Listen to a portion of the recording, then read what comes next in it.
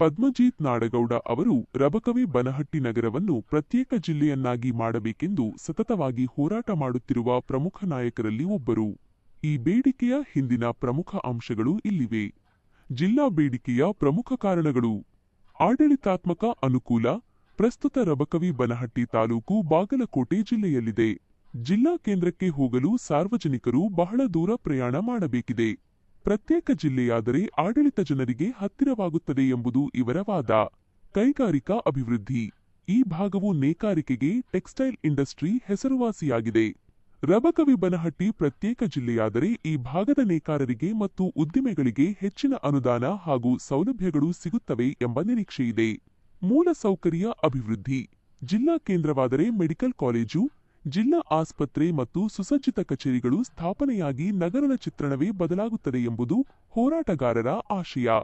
ಪದ್ಮಜೀತ್ ನಾಡಗೌಡರ ಪಾತ್ರ. ಪದ್ಮಜೀತ್ ನಾಡಗೌಡ ಅವರು ರಬಕವಿ ಬನಹಟ್ಟಿ ಜಿಲ್ಲಾ ಹೋರಾಟ ಸಮಿತಿಯ ಮೂಲಕ ಸರ್ಕಾರಕ್ಕೆ ಮನವಿ ಸಲ್ಲಿಸುವುದು, ಪ್ರತಿಭಟನೆಗಳನ್ನು ಹಮ್ಮಿಕೊಳ್ಳುವುದು ಮತ್ತು ಈ ಭಾಗದ ಜನರ ಧ್ವನಿಯಾಗಿ ಕೆಲಸ ಮಾಡುತ್ತಿದ್ದಾರೆ.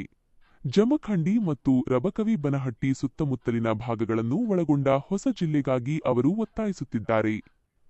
ಗಮನಿಸಬೇಕಾದ ಅಂಶ: ಕರ್ನಾಟಕದಲ್ಲಿ ಇತ್ತೀಚೆಗೆ ವಿಜಯನಗರ ಜಿಲ್ಲೆಯನ್ನು ಹೊಸದಾಗಿ ರಚಿಸಲಾಗಿದೆ. ಆದರೆ ರಬಕವಿ ಬನಹಟ್ಟಿಯನ್ನು ಜಿಲ್ಲೆಯನ್ನಾಗಿ ಮಾಡುವ ಪ್ರಸ್ತಾವನೆ ಇನ್ನೂ ಸರ್ಕಾರದ ಮಟ್ಟದಲ್ಲಿ ಚರ್ಚೆಯಲ್ಲಿದೆ.